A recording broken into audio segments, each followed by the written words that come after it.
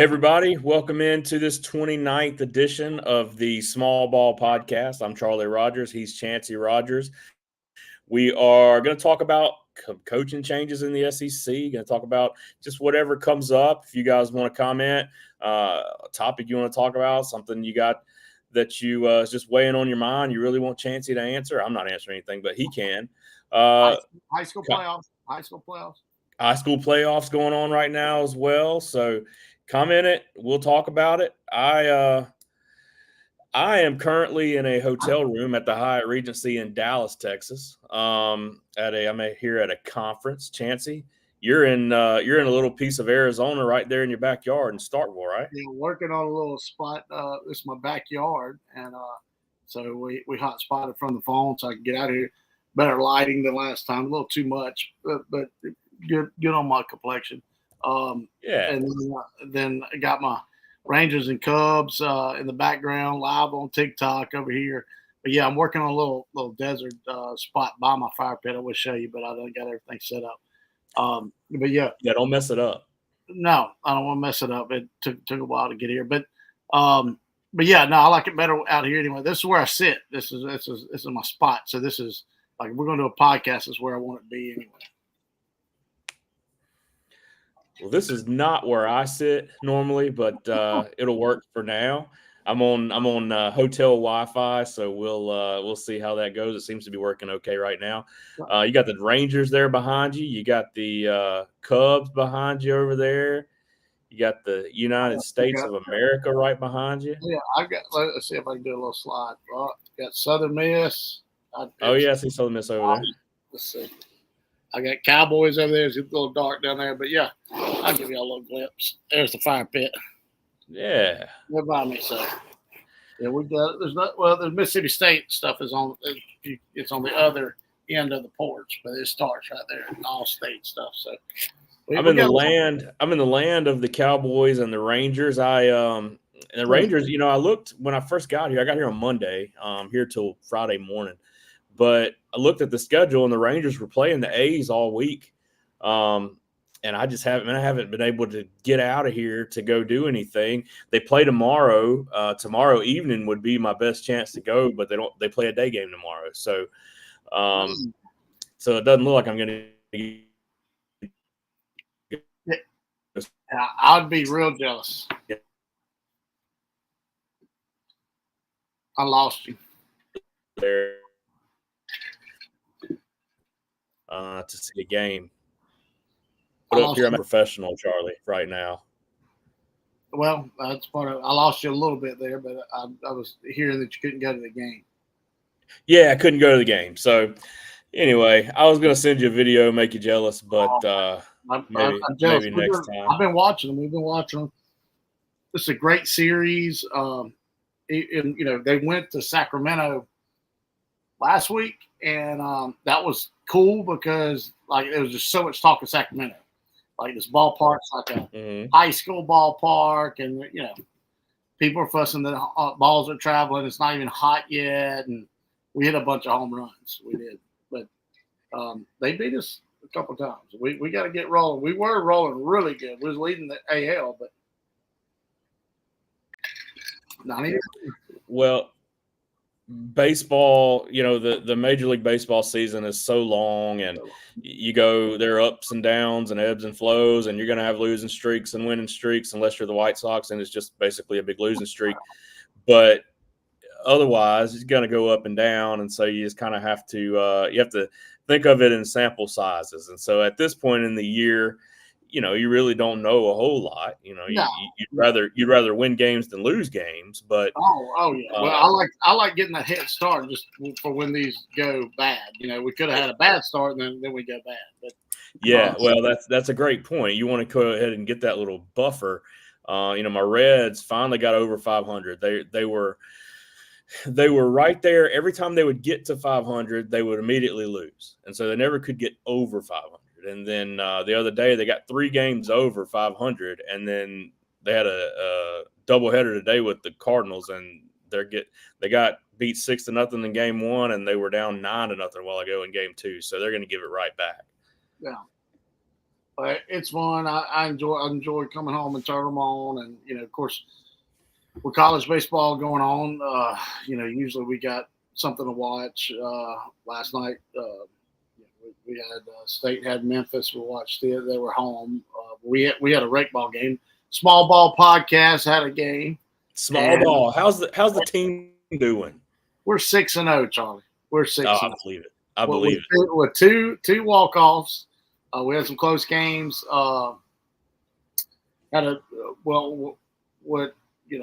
thought might have been an easy game. We kind of know a lot of the players that play with us, and this team only have one of our players, and they done good. Philip Poe, shout out. He's a writer for the Columbia Dispatch. He done the write up on me a while back. What do you call it? I forget what he got. We have to look at article.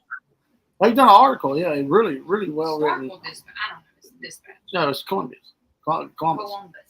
Man, you got in the Columbus paper.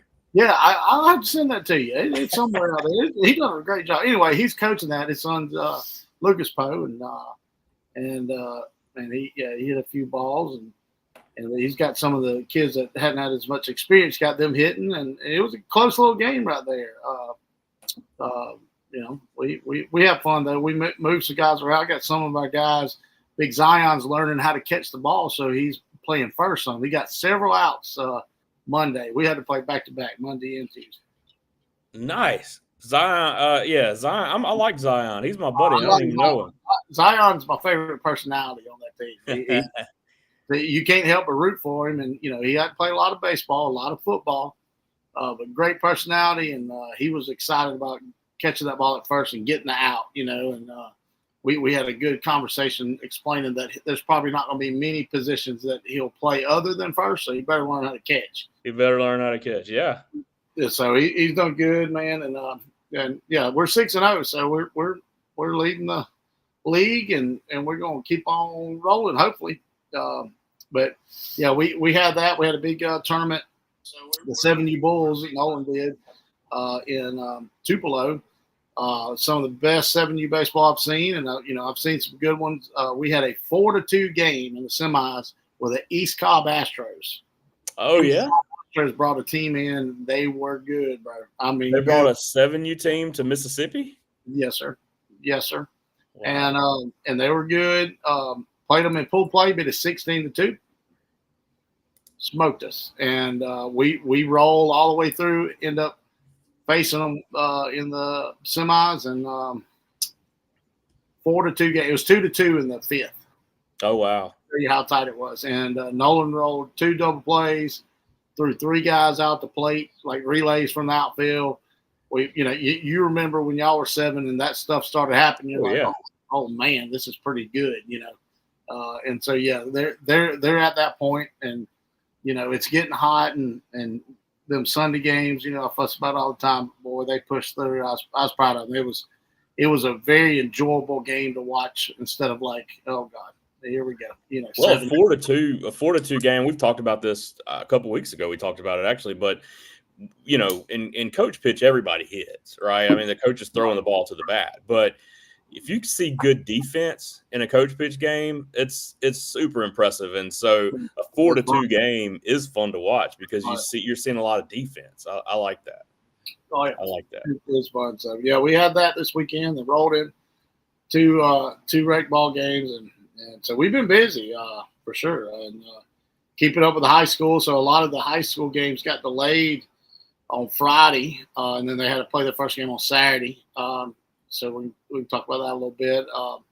Summerall had Poplarville, and they beat them. I think they got to go Friday and Saturday, maybe. I don't know. They handled Poplarville pretty easily.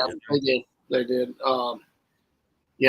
They were just geared up, ready to go, and very talented team over there at Summerall, and good pitching, and I think they swung it pretty good against Poplarville's guys. So Ty Keys, he's done. He'll be easing over to the football field and getting ready for his junior year coming up, and and he'll be playing this summer with the Prospect Bulls. So they're coming off a state championship in football there at Poplarville, and some of the other teams around the area advanced to the second round of the playoffs. Purvis, Cameron Purvis, Turner, and some of our guys, Mhm.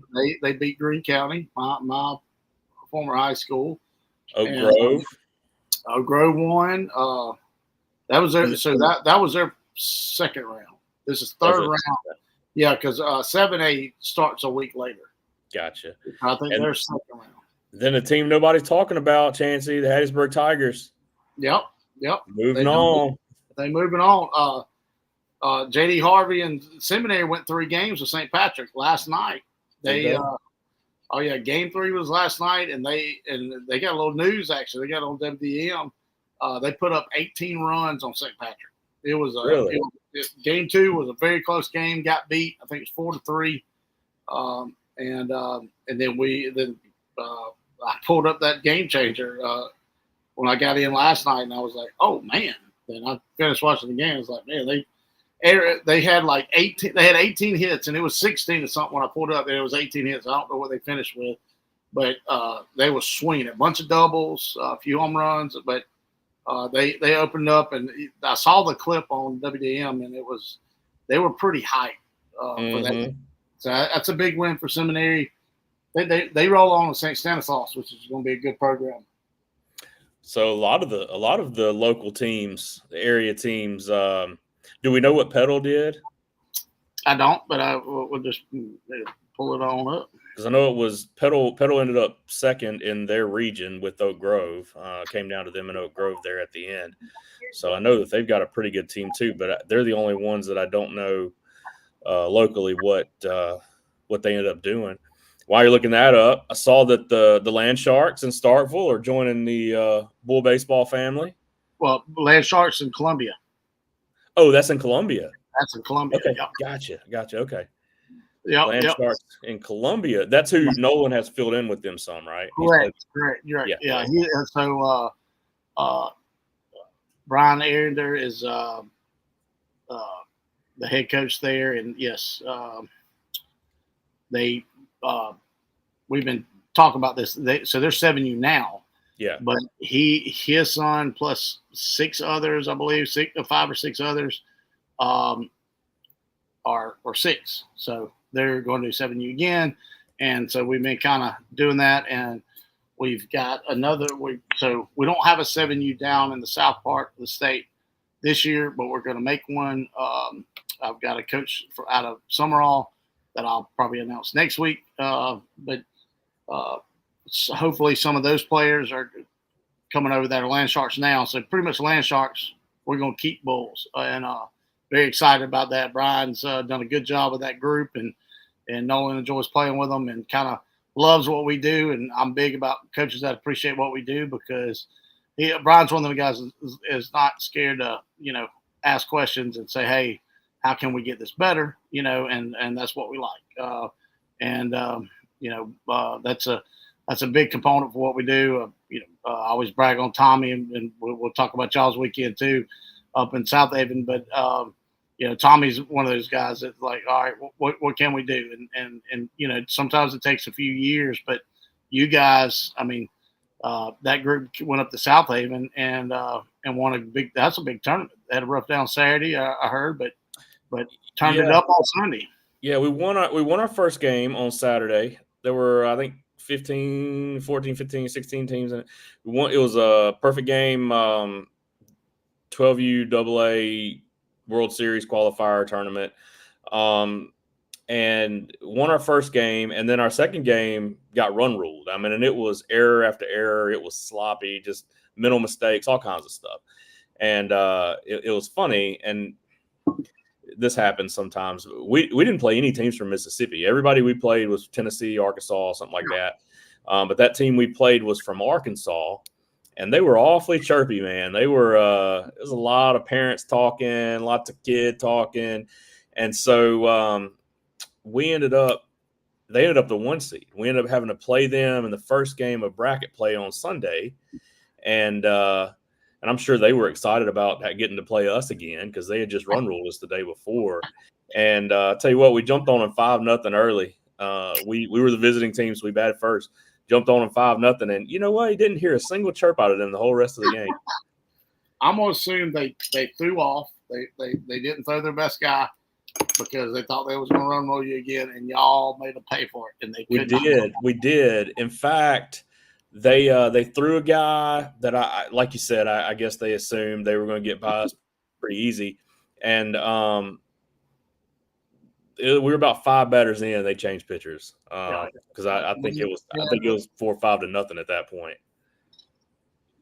I always try to do a good job when I'm coaching like that. Like, even if you beat a team on Saturday pretty good or whatever, like, you got to know if they're, you know, like they're a lot better than what they show, you know. And a lot of times I'll tell teams that, like, look, guys, we might have beat them, you know, easily, it felt like, or whatever, but that team's a lot better than what they showed, because that's baseball. Sometimes that happens like that. We kind of did look like the Bad News Bears against them on Saturday. I mean, it wasn't pretty, but man, we came out Sunday and played some of the best baseball I've seen that team play.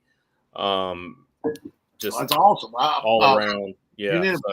Well, I don't know if you got the technology you normally do in your studio there at the house, but pull that picture up before we get off of here. Show them that, because I was telling somebody, I think that's our first. Y'all got a cup, huh? Y'all got a perfect game? Yeah. Got a big cup. Let me see. While you're talking, or while we're talking, I'll see if I can pull it. But yeah, got a big cup. Got the banner. Got the Tim Matthews won the MVP, most valuable pitcher for the tournament. The most valuable player was actually on the other team, which is weird. I've never seen that before. But the MVP for the tournament was on the team that we beat in the championship game. They were from Lexington, Tennessee. The Ballers. They were a solid team. Well, yeah. So I mean, yeah, you know, like one of the perfect game cups that usually high school tournaments get those, and they're hard to win and all this stuff. But that's pretty cool. We never got one, so I'm sure Tommy's going to display it in his house somewhere. But you know, he needs to come. I want to take a picture with it, so I made a text him. Yeah, I'm sure. I always like first. You know what I mean? It's like, yeah, first is always good. So that's pretty cool. And of course, you know, we sit here and talk about it. You know, how much does that mean? We played well on Sunday. You know, that means really. But it's a big accomplishment all around, and it's great advertisement. It's great, you know, for them boys, and a lot of them boys have been playing with us a long time. You're right. And then I saw Mike was on too. Their team, they went down and played on the coast in the perfect game, and they played some. It was majors, AAA, 12U majors, and they ended up getting beat by a really good Nice Nation Dean team that travels the country. I mean, they're a great team, and they tied them on Saturday and ended up losing to them. Mids plays with them on their off weekends too. He's going to Houston next weekend with them, and you know, which, you know, of course I've talked about this before, like with EJ Booth and stuff. I encourage that. Mitch needs to go and do as much as he can. I'm taking a group to Hoover. I wish you guys were off. I'd grab some of you guys, but it's going to be a different trip. For me, I've got a few of our local guys, but I've got several Starkville boys and some other boys. So it kind of it's like kind of a mixture trip where I'm going to learn some of these kids and hopefully you know, create out of this like some older prospect teams as this group gets older. We've got a couple 11U or one 11U coming. Maddox Gibson out of Starkville. He'll be a Starkville High kid. Beautiful, gorgeous left-handed swing. His dad, Chad Gibson, used to coach football here at Starkville. Hits with him. In fact, I saw him today. I was doing lessons. They come and hit a bucket. You know, just one of them kids just hit all the time. And I'll when he's playing college baseball, I'll talk about him like, "Yep, you see that kid hit all the time." Like the reason he can hit because he hits all the time. You know, so yeah, I got him coming, and got some more from around here, and I'm excited about. And it's kind of like a little break for them for their normal team. And, you know, we're going to approach it. You know, we're not going to be bunting. We're not going to be, I'm gonna tell them still when they want to, and kind of showcase it. Show me how good of a baseball player you are. That's kind of what I want to do on a video, and coach you up on like little stuff like how to look and how to act, how to communicate. Well, how do you look on the baseball field? That kind of thing. If you don't know the game on some stuff, I'm gonna make sure I'll let you know. Hey, that's noticeable. You need to learn. You need to catch up. So it's gonna be fun. It's gonna be a different trip. I'm excited about going. I'll be by myself.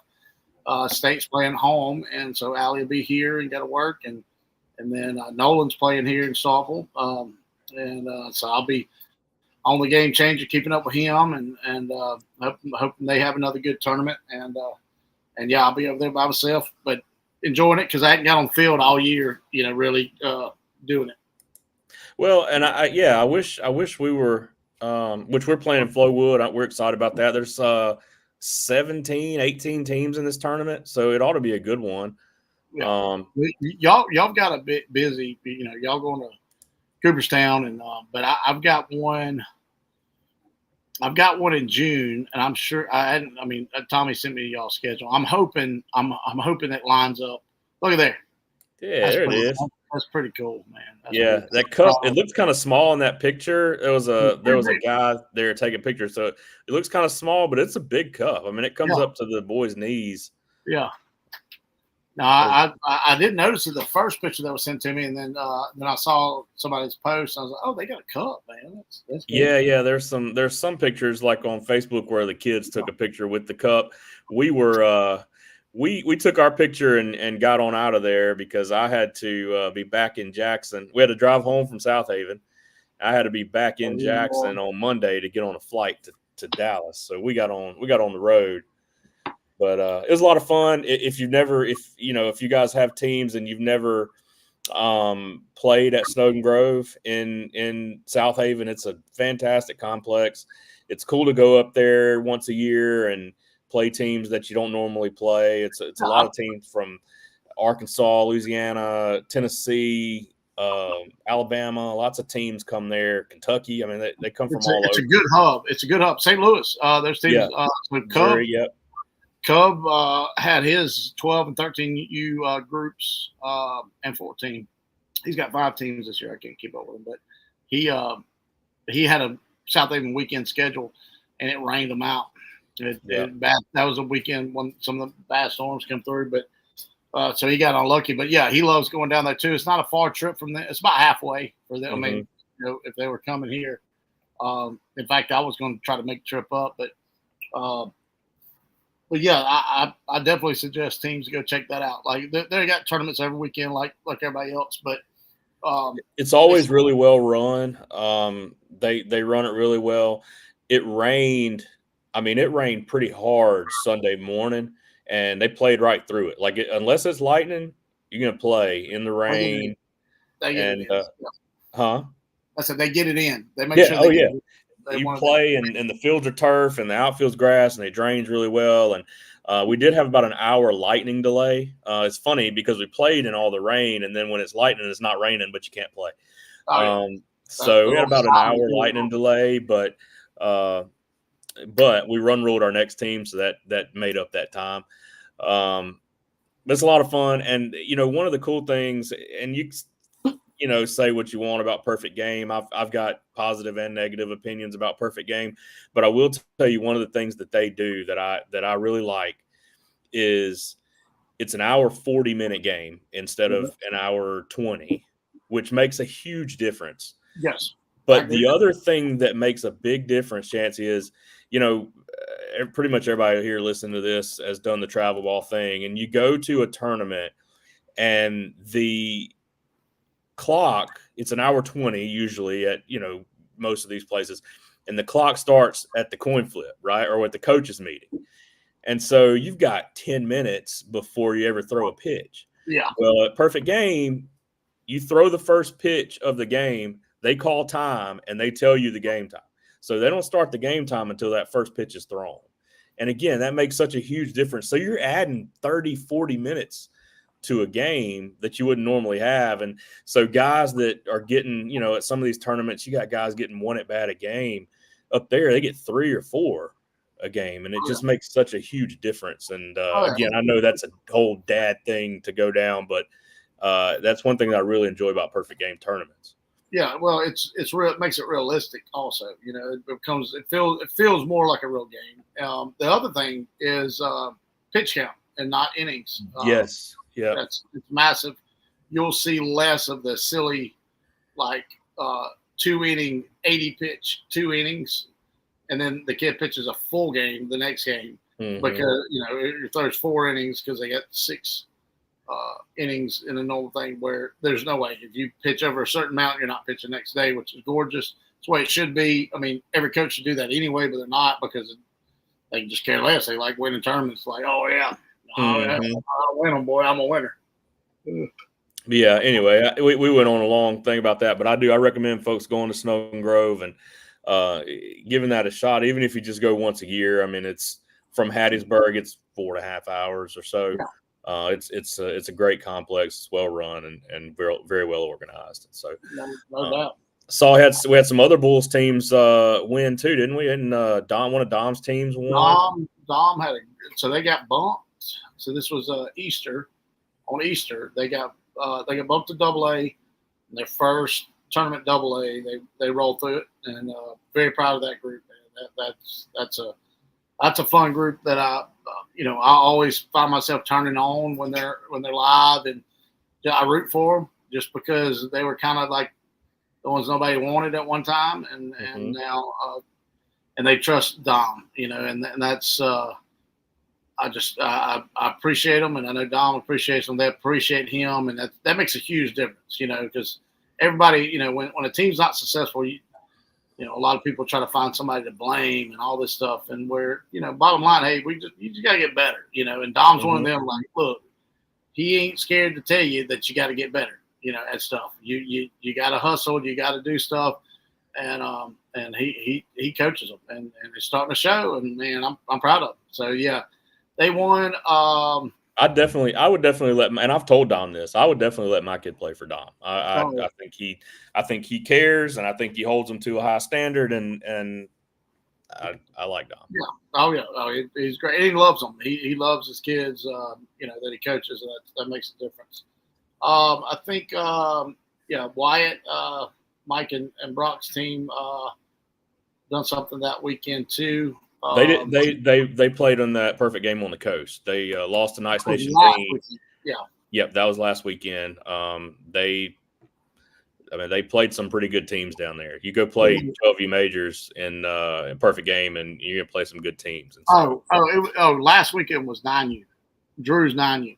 New 9U. Okay. Yeah. They played up in 10U, and I think they went undefeated. Yeah, they're good. They're good.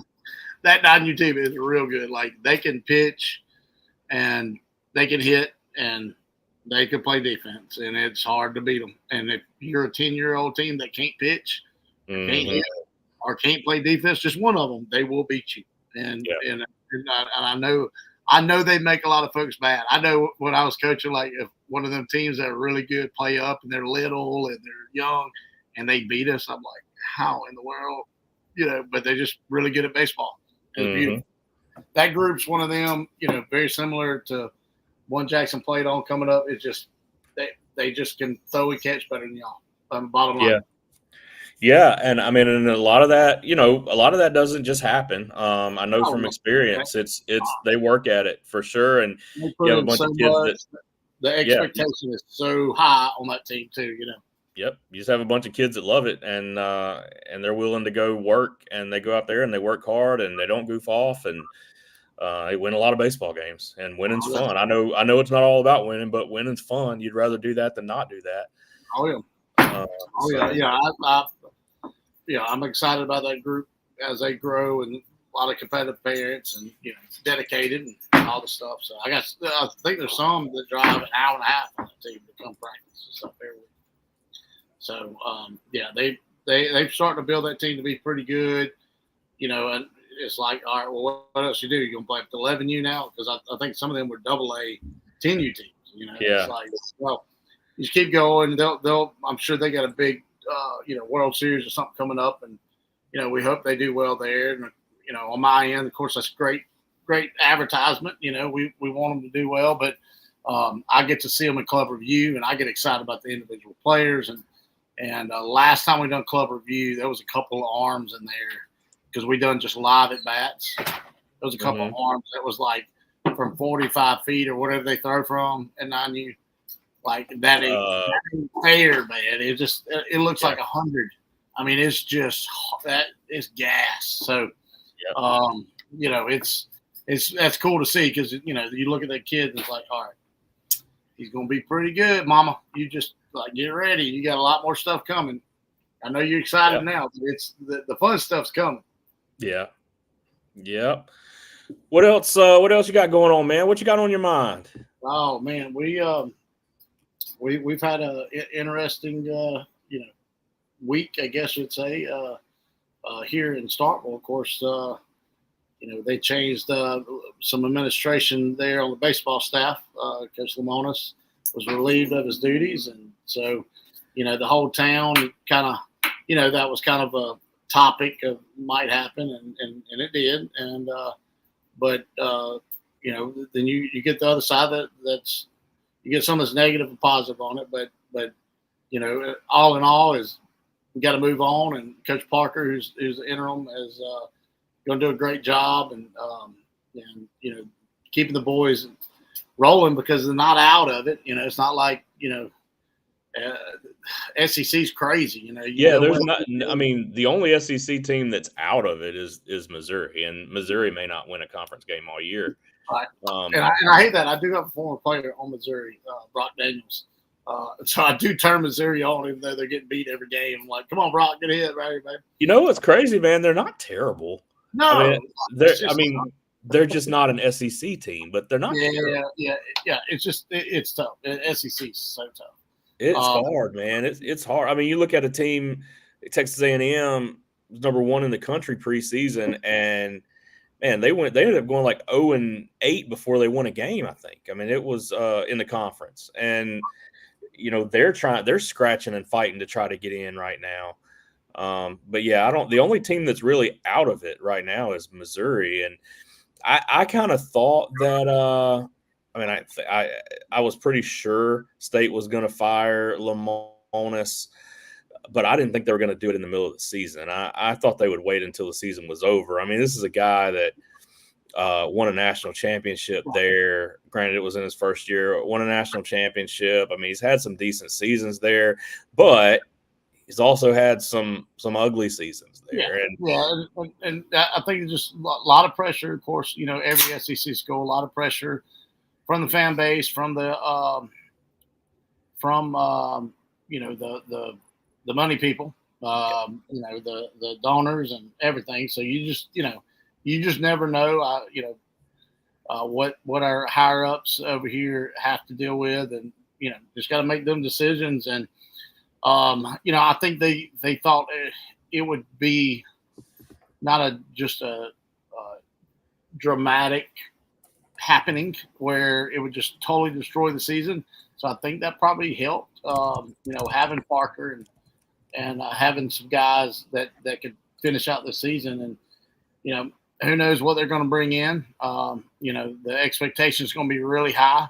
You know, I've watched a lot of TikToks and a lot of podcasts. I've got several to still listen to, some of our local guys. I've got a local guy that I talked to him the other day. He does a podcast and he's a writer here, Joe Coleman, and I want to bring him on. Just like let's talk media, you know, let's talk podcasts, talking about podcasts. But yeah, you know, everybody's gonna have to like, all right, bring in this, and you know, you never know what really is gonna happen. You know that, but like one of them I saw is like, regardless, here's the deal. Whoever gets this job, this is a great job in the history of coaching. Like this is a beautiful job, but it comes with a lot of pressure. Like it's a awesome. Like if you do good, they're gonna love you more than their own family. You know, but if you don't do good, it's not good. No, they'll turn on you quick too. I mean, no matter what you've done in the past. I I mean, you look at and I'm guilty too. I'm a fan. But you look at what Mike Bianco's done at Ole Miss. When he took over at Ole Miss 20-some years ago, they were nothing. They're absolutely nothing. He's built that program. You look at the stadium. You look at, I mean, they're perennial. I mean, they're a power in college baseball, traditionally or year after year. But man, he won a national championship. I mean, whatever. But you have a down year, and everybody's ready for you to go. Oh yeah. It can turn on you. It takes you a long time to get the equity, but it doesn't take you long at all to lose it. So looking at the chat here, Talisha Rogers, that Lemire plays on our small ball podcast.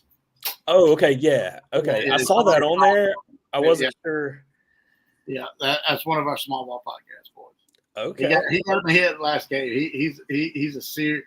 Like, I wish you could see his face when I throw that ball. He gets so serious. Does he? Oh yeah, he's locked in. So he's fired up. He's fired up for the next game, she says. Oh yeah, that's awesome. Yeah. So it's a thing, man. It's a beautiful job here. They built a unbelievable facility to work with. You've got all the resources you want. Is this Lemire? No, that's Jay. That's Jay Yalvo. That's our boy I right there. got a picture of Lemire. He's the one wearing the shades. Okay, right here. Boom, man. There he is. Here on the right. Yeah, because Hot's on the left. Yeah. There he Lemire, is. on there, baby. If he's watching, he's on the screen. I bet he's grinning. Anyway, go ahead. I had to throw him up there. I knew we had a picture of him. Like, hey, we got a job here, and it's a great one. It's so hard. It doesn't matter who comes in. You got to get players. You got to get them to play well, and every SEC roster is great players. Yeah. It is so hard to get them to beat people. Other great players. That's like if you just write it down and here's an equation. All right, you have great players versus great players. How do you get them to beat other great players? And it's hard. You got to have a lot of things go your way. And and even when you think they're going your way, and you show up and you lose. And a lot of things might have went your way, but you still lose. Yep. Because somebody hit a home run or somebody, struck somebody out or whatever. It's just hard. So there's a reason that the saying is that's baseball, right? Nobody says that's football. Nobody says that's basketball. Nobody says that's hockey. That's baseball, because baseball is like that. That's why you play so many games. That's why the ML, we were just talking earlier about the MLB season being so long. That's why you play so many games, because you're going to lose games that you probably should have won, but you're probably going to win some you probably should have lost, because it's just the way it goes, man. Yeah. And it's every level has their own little deal, but this one, the massive expectations, just massive. And that's what makes it fun, because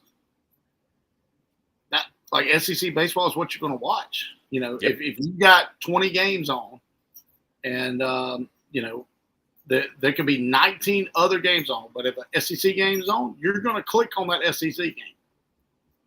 I don't care who you are. I mean, obviously, the quality of the baseball is so good.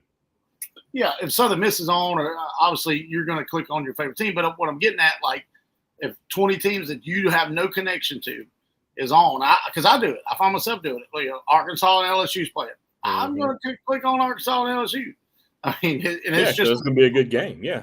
Yeah, it's just a normal weekend series, but it's just hard, man. And I hate it for Coach, and he done a great job. Winning that national championship was massive. Some people would say, he inherited a lot of good players, and he did. And there was some players, they were players that could lead, but at the end of the day, that's still hard to do, to get through a regional, super regional, college World Series. Get through a college World Series is massive, and everybody talks about SEC tournament and stuff. They didn't do well in the SEC tournament. It's massively hard, but they didn't have to. They had a good enough season And I think the year that Ole Miss won, they needed to do well. Like they had to.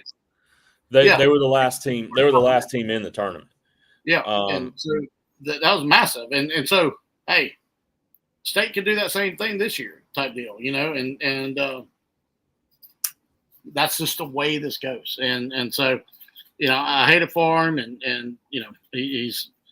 I hope it's not a negative, because just thinking coach to coach, you leave out and you feel like you've done all you could do, and this is just part of it. But you gotta I don't want to say hold your head high, but you have a national championship in your office forever. That's on his resume. I mean, you look at guys like Dave Van Horn at Arkansas, who's one of the best coaches in the country for a long, long time. One of the best coaches in the history of the game. He doesn't. Yeah. He hasn't won a national championship.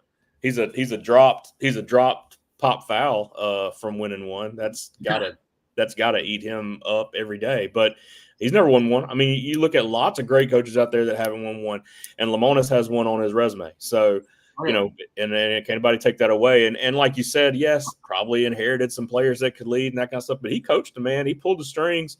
He allowed him to lead them. He made pitching changes. He made batting lineups. I mean, he was his team.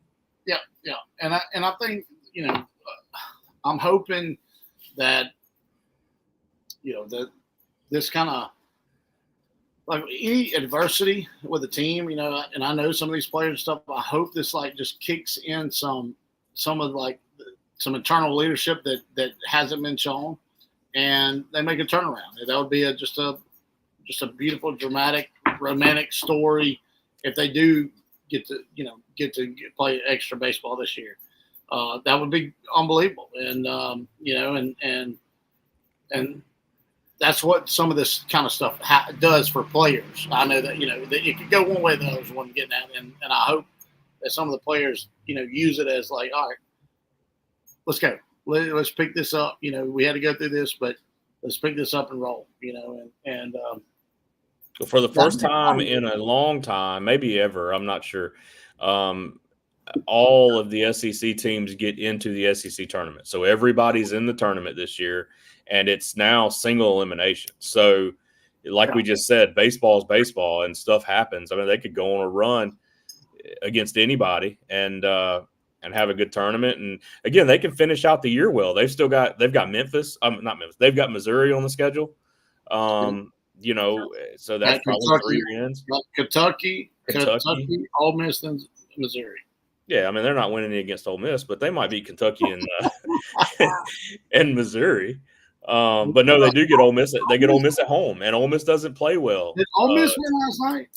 Yeah, they won 6-3 or 6-2. It was 2-2. It was 2-2. I did turn it on last night. I was like, yeah. They scored. They scored later, like 6th or 7th inning or something. They scored.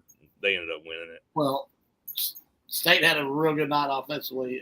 Rock and roll. They saw that. They had like 18 runs or something, huh? Yeah, I think they were a little loose. Ice in one, please. Have you heard from Joe? I haven't. I know he's in go mode right now. I pulled up their schedule, and like we talked about before, they start next Friday. So a week from Friday, they play Chicago, whatever the team is from Chicago. I'm gonna get with him because I mean that's gonna be exciting to follow. Chicago Dogs. I've been following some. Been following Dakota Jordan from here. I've been following Dustin Dickerson from Southern Miss, who we hadn't really talked about. Who's rocking and rolling. They won 6 or 7 in a row. Nick Monasteer has. Where is Dickerson? Sorry. Oh, Dickerson was in Kansas City, but he just got bumped to AAA 2 weeks ago, and he's hit like 400. Awesome. Where's Monasteer? Monasteer at Southern Miss is like turning into an elite player. Yeah. Hitting a lot of home runs. He turned a double play the other day. That was like the real deal. That went viral, and that's the kind of stuff that up your draft slot. Yeah, he went on a home run streak there for a little while. He had 4 or 5 games in a row. Walk-off grand slams, all kind of stuff. he is starting he looks like a pro athlete now, and so that's that's massive, and it's one of the qualities is like when you recruit kids, you hope that happens, and that's just a beautiful thing. They've also got a pitcher. They've also got a pitcher there that I think they went into the season thinking, "Hey, we may not have an ace really," and Jamie Middleton has really stepped I up. saw him as a freshman. I probably pulled the text message up. I text Pato when JB was a freshman, had a little long shaggy hair like mine, throwing gasoline and very whippy and very he's a skinny little kid from the Delta, Yazoo City, but just slung it. And now under Ostrander for a few years, learned how to pitch, and man, that kid's good, man. Yeah, somebody said I heard the other day that he was according to scouts the top mid-major arm in the country. Believe it. Ostrander does that. I mean, there ain't nothing around that. Ostrander has always been able to do that. I mean, from Sandlin to bunch of them. Well, the kid that went to Florida. What was the kid that went to Florida's name? Waldrop. Yeah. And you got Hall. Yeah. So.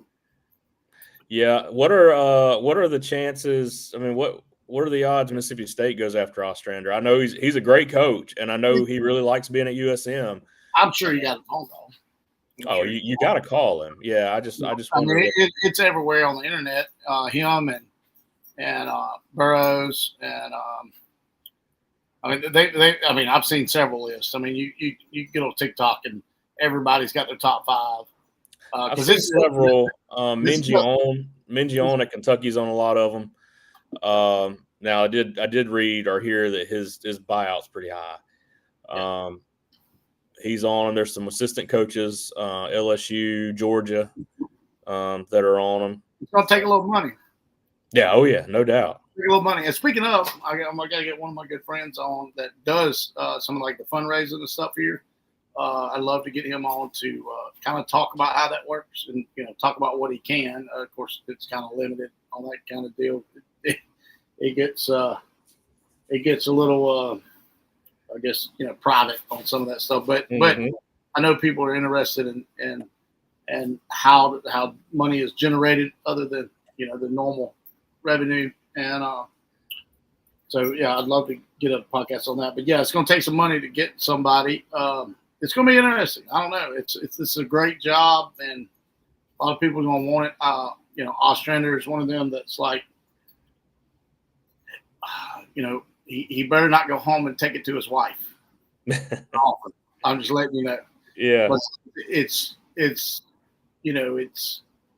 from money wise, it's ridiculously different. Oh yeah, no doubt. No doubt. I want to say sad. I mean, it is sad that because he's going to do a phenomenal job if he stays at Southern Miss for 20 years, right? He should get paid what everybody else does, but he's just not going to. I mean, it's not going to happen.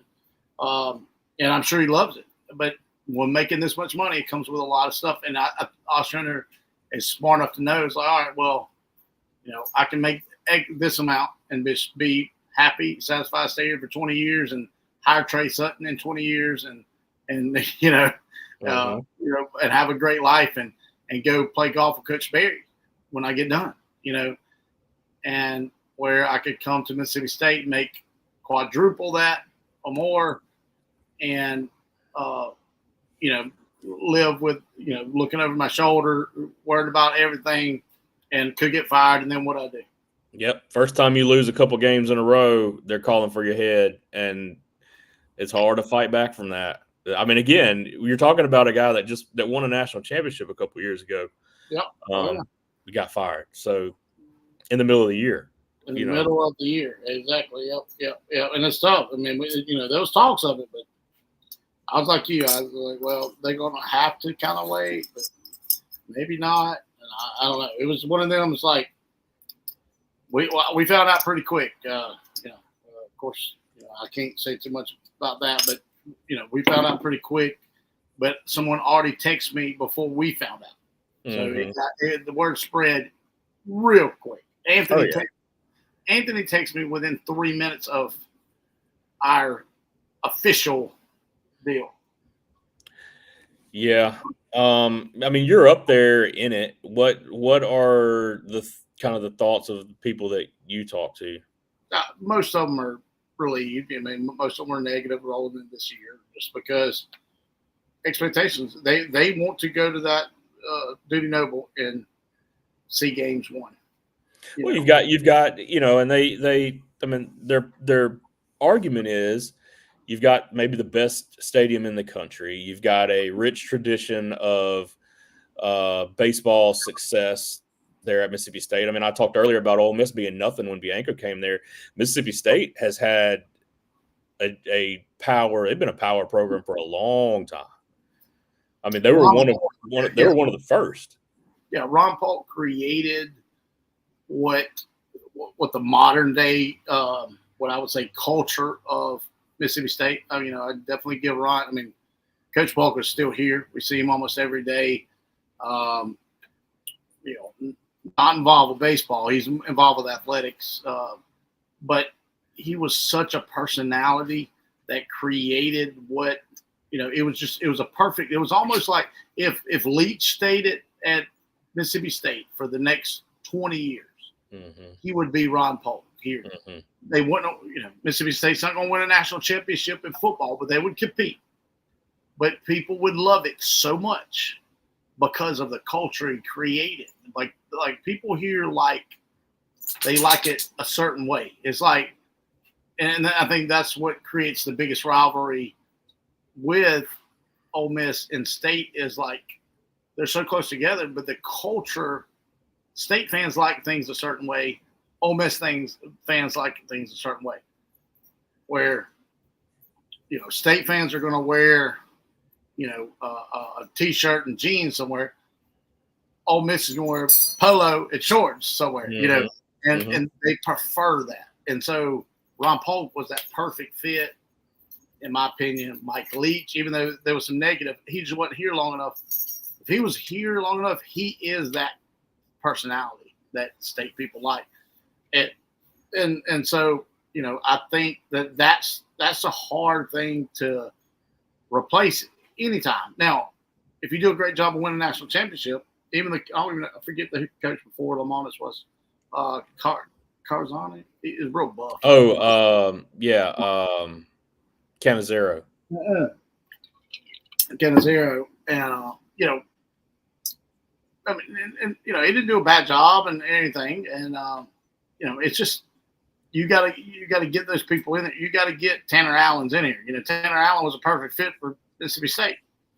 Obviously, Jake Mangum was, one of the best offers, best thing that ever happened to Mississippi State. But it just fit. It just, it wasn't like Jake Mangum was this unbelievable baseball player. Mind you, he's an SEC hits leader. I know, but he wasn't Connor Griffin. He just wasn't. Connor Griffin is unbelievable baseball player. Speaking of, have you seen what he's doing in Miami? Yeah. I mean, I'm not shocked. But that's hard. That's still hard. Yeah. I don't care how good you are. I'm not gonna say I'm shocked. I'm just like, daggone, man, that's good. I mean, that's just I know how hard it is. And for a 17, 18-year-old kid to roll in and just go, and just look like that. He is such a grown man. Oh, he looks, I mean, he's a specimen for sure. Yeah, I saw a picture of him the other day in his in a recent picture in his MLB uniform, and he has no go-to and stuff going. I was like, good Lord, you are grown. But what a Eric McCullum. Oh yeah, Eric McCullum says, "What's up, Coach Chancey?" on Instagram. So I don't know if it's Eric McCullum Senior, but probably so. Junior. Oh, is it Junior? Yeah. Junior he was on. So he plays at seminary. We used to do lessons. Eric got a hit, and he was on WDAM. Was he? Okay. Oh, yeah. He was on their highlights. Oh yeah, he plays second base for seminary. He was watching on Instagram. He said, "What's awesome. up?" Oh yeah, love it. Eric, great kid. I've got some good videos. Y'all can find on this YouTube. Scroll back, you'll find some old school. Probably Eric was 11 to 12, getting after it and doing lessons. But that's so much fun, man. Seeing these kids. I mean, and all these playoff teams is so much fun because I mean, I've got at least 4 or 5 kids that gave lessons or they played for me, and I like to say that and people are like whatever. I like that's what I'm in the business for. Like I love that part of it. I'll brag on them all I want. They're not there because of me. They're there because they chose to do extra. Yeah. And it could have been me, it could have been anybody else. I was blessed that they called me, but I was blessed just to watch them grow. And yeah, I pushed them, whatever, but it's them. It's them that they want it. They want to be better than the guy next to them, and look at them. And Go ahead. I was saying they literally are better than the guy next to them. They're starting on a playoff team, and that's hard to do at some schools. Well, and in a lot of cases, they work harder than the guy next to them. So it's not some coincidence that that they're better. But we've had several of those guys on this here podcast. Cannon Turner and Landon Hawkins and PJ. So we've had several of those guys on here to talk, and several guys that are playing at the college level now, junior college level or the major college level. So. Oh yeah, I got more coming. I had one call me today. Talked to a mama for a while. Of a summer all player that got injured, but trained with me a long time. Played with the Bulls as well, and I had a conversation about Alec Hardy, who's been on the podcast, about how he wanted to keep playing baseball, and he found a school, and nobody knows it's Union University, gorgeous school, and I mean him and his girlfriend is like. Mr. and Mrs. University. I mean, it's like they run that school. They've been there long enough, and it changed his life forever. And I love that. Like, and I was telling the mom, like, look, he's got a 25 ACT. He can go to any school, go work hard, go send videos, send emails. I'll make phone calls, whatever. Like, you can go play somewhere. It just might not be at Pearl River. It might not be at Southern Miss. And just if you want to keep playing those places to play, you just gotta go find them. So that's fun. Got more coming, and got a bunch of them that signed recently. Got to update our board, and I want to do me a board that's like kids that I've done lessons with, and kind of connected with. I want to do just I don't know what I'm gonna call it yet. I don't want to make it about me, but I just want to be able to like brag on them, and because it's hard. It's hard to go to college and play these days, and you got to want to a lot, and so these kids. That would be really cool to do, and you better go ahead and do it because you're going to start forgetting names with all the. There's a lot coming. I mean, starting with the 16U class, and then there's a little break in between 16U and then the 13U. So which would have been which started. Y'all were 7, and Anthony's were 8. Yeah, they would have been 8. Yeah, and they did club training together. If you remember that, Yep. That group, those 2 groups, that's our 2 massive groups. They were babies when we started, kind of our new culture, which the 16s were part of the other culture that I was involved with, and they just continued, and which I love. And I just didn't have that in between, but man, it's cool to see because I just hope that it just keeps happening, and that, again, that's why I'm in it, and it's so much fun. It's so much joy seeing the college guys, seeing the high school guys. This is great. I know at the beginning, just talking about the organization, Bull Baseball, and starting it up. And I know at the beginning it was exciting because it was new, right? And it was something that you were creating and something that everybody kind of had a hand in, and it was new, and just to see where it goes and see it grow. But now the excitement is different. It's an excitement now to see what it's become, to see what it's produced, and you just kind of wonder, those kids would have probably learned those skills somewhere at some point, but they might not have. They were hungry. They were hungry. So here's the thing. Yeah. It's not like I'm ever the guy that's like, oh yeah, we done it. No, we gave them a home to do what they do. and we made it more comfortable. We made it, where maybe they can learn, they're more prepared or whatever. But them hungry kids they're gonna eat. They're gonna find their ways. And so, whether it's with us or somebody else, and there's plenty of them that's jumped ship, and it's just them. I don't give credit to any of them, and I don't want anybody to give credit to me either. But I give credit to the parents, and I give credit to the coaches, especially the volunteers, and the paid coaches that don't make a whole lot still. Just like Dom and Drew and some of the guys in the past. That's Billy, and we spend a lot of time out there and don't make a lot of money, but you got to love it, and so we love it when kids love it, and then we definitely love seeing when they shine. They get their flowers, and they're either doing well in high school or they get to go play college ball, whatever it is. It's pretty cool. Well, I know. I mean, I can speak for a lot of the Bulls family, and I know we appreciate you providing that home, that stability, where we're not having to jump teams and jump organizations and find a new team every year and that kind of stuff. Some people choose to do that, but for the ones that would rather just have the stability, I mean, it's. I know there are a lot of people that appreciate that. So yeah, and we stay small, and we I talked with somebody today that we're still the boutique. We're considered a boutique organization, and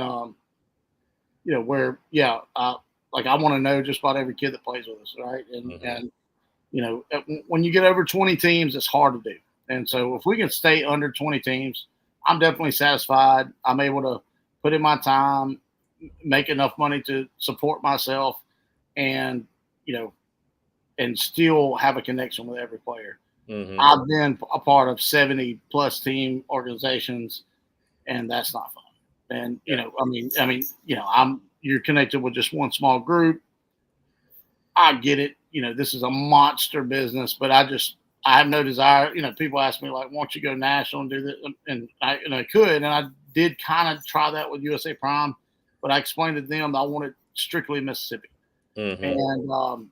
and that they made me director of the state. And that's what they do, but that did not help. That's not what I wanted. I got out that quick, and I was like, well, we'll just do it the way we've been doing it. And even with my older guys, like I'm adjusting the norm to make it fit for what our guys need. Like we don't need to go and do all this. Y'all need 4 little tournaments in the summer to go get yourself seen, go get yourself at backs, get yourself some media to send out to coaches. That's all you need. Mm-hmm. And you don't have to spend $3,000 this summer to go get recruited. That's not what you need to do. That's not going to get you recruited, first of all. Mm-hmm. Just not for you. So somebody else, I might tell them different. One individual kid, and then I will tell them to go find somebody that's playing national thing. Now, our 16s are going to go to World Wood Bat. That's strictly for experience. Strictly for experience, and like I think they need every kid needs to experience World Wood Bat at some point because it's different. It's the largest tournament in the world. 500 something teams. It's unreal. We're going. Whew, haven't been in a while, but we're going. Yeah, Bourne was one of the Oak Grove Summerall games. I think it was a middle school game or something. I was talking to him, and he was telling me there were literally several hundred teams, and every time he would refresh it, there were more teams. Oh, yeah. More teams added. More teams added. I mean, we were talking about like hotels and stuff. I mean, how do that's a huge tournament. Yeah, you have to go through the hotel system. If you don't, you got to pay $1,500. The tournament sells $4,000. Yeah. So you times that by 5. Shows you the you don't have to have math majors in here to understand how much money's coming through there. But it costs a lot of money to run this thing. I mean, it's a thing. I'm telling you, it is something different now. I got to be prepared for it, and I am. I'm excited for this group. Tykees is in that group. Born son, Ethan, and a lot of them. We'll be posting about it. I'll be posting about our group this weekend, our prospect group this weekend, with 12 of you, and so that's exciting. We'll keep rolling them out, and that's what we want. Roll them, and hopefully some of those assigned go to college, and then we have this next group, then y'all's group, then Dom and Spartman's group. It keep on coming. Then Drew's got that massive group of probably become a multiple team age group here soon, and man, that's super exciting, and that's what we want to build it for, and we're blessed that it stayed, and now we're growing Starkville and getting some babies back. With the announcement of Brian today, they're going to do some early tryouts. I don't like early tryouts, but with a 7U, I don't mind because they're getting no all stars. Is like, all right, we want to go ahead and get the team created, and I get it. They're not like coming from anywhere else or on another team. They're just on an all-star team. So it's like, all right, here, let's create a travel team. And so we're going to get that going. And I saw theirs is in May, late May. We're going to do on May 21st on a Wednesday. Like I said, he's already got a bunch that's already playing for him. If you're interested, we will have it on the website soon. I'll get Dr. Rogers to get on that. I'm sure she's going to be excited to hear it. She's got to do extra bull baseball work with her own job. But no, we'll get it added to the website and where you got the sign up form and all that. So, but he's got it listed on Brian's. Yeah. And I hadn't shared it yet, and of course the Bulls page is shared. But he wanted to go ahead and get it out there because he was getting a bunch of phone calls. Yeah, and that's what it is. You remember when they were 6, everybody's excited, like, all right, we're gonna play some real baseball, boys. Yeah. Oh yeah. And so that's the ones I want. I want them excited, and because you gotta like it to do this. It's a wild ride. You gotta like it. And I've told everybody up here, like, look, if you're gonna do this with us, this changes what you do. Like these family vacations and stuff. Yeah, I know you enjoy them, but you're gonna have to plan them around baseball now. Yeah. It's not. We don't plan around your vacation anymore. Well, most of the time for us, for the last 6-7 years, baseball trips have been vacation. I mean, it's one and the same. Dr. Rogers said exactly. Yeah. Well, I mean, for the last 12 years for me, that's kind of been it. We've made a few without it, but yeah, that's what you got to learn to do. And then when they're all grown up and stuff, you'll be reminiscing on it, and you'll go on your own vacation and tell them not to come because you're tired of them. That's right. Take your own families on vacation. We're going to go somewhere else. That's right.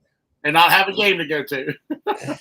Yeah. That's the big thing is to not have to be on that schedule when you go on the vacation. Oh yeah. Not letting the kids run around because they got a game, tomorrow at noon or whatever. It's wild. Man, let's wrap this thing up. I got to go iron some clothes and get ready for day 3 of this conference. Get that hotel iron out. You know what, Chancey? I'll tell you this, and this is a pro tip for anybody who doesn't know. But man, several years ago, 3, 4, 5 years ago, I discovered these steamers, right? Mm-hmm. And so it's just a wand. It's I don't know. It's probably you bring it with you? Huh? You bring it with you? Yeah. It's small, and you put a little water in it, and you hang your clothes up from a hanger, and you just steam it. Like you don't even really have to touch it. Like you just get it close to it, and it just steams the wrinkles. I mean, they come out like that. Yeah, and so I need to get one of those on TikTok, selling on TikTok. I'm sure TikTok's got a steamer. A little portable steamer. I guarantee you, because I've been live the whole time, I guarantee you on my feed, there's going to be some kind of thing show up. I lost you. Start talking about steamers, they cut you off. What's up, Jazzy? Charlie, I lost you.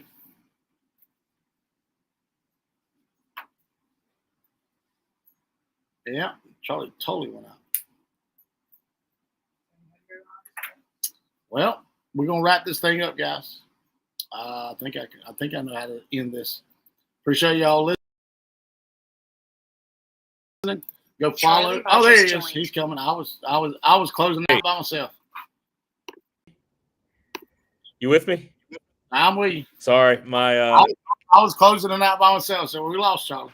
Yeah, here I'm back. But it was the I guess my hotel Wi-Fi, but it's lasted me an hour and 10 minutes, so I'm happy with it. But hey, go ahead and close it out, man. You were on track. You got it. Go for it. I was like, Charlie's gone, but I'll close it out. I think I know what button to push to end it. But appreciate y'all following. Y'all follow us on all the platforms. I've got T-shirts. Working on a store coming. Got some regular hats plus the leather hats.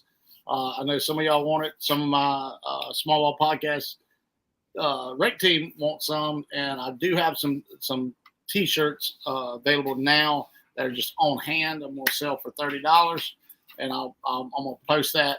But we're gonna have a store where you can just order it and it gets shipped to your house. So we're working on all that slowly but surely. Jazzy, I'm looking at my comments. Jazzy saying excited for Brian as well. We are too. Jazzy is Wade McLeod's mama, and Wade McLeod is going to be a stud. Somewhere on Mississippi, just be looking out football, baseball, probably basketball too. But y'all follow. Maybe next week we got to find a day that's going to be good. And we got a guest we're going to bring on, and I'll announce it soon. Excellent. I'll be back. I'll be back in Hattiesburg next week. So from Dallas, Texas, from the little piece of Arizona, right there in Starkville, Mississippi. He's Chancey Rogers. I'm Charlie Rogers. We appreciate you all, and we will see you next week. Later.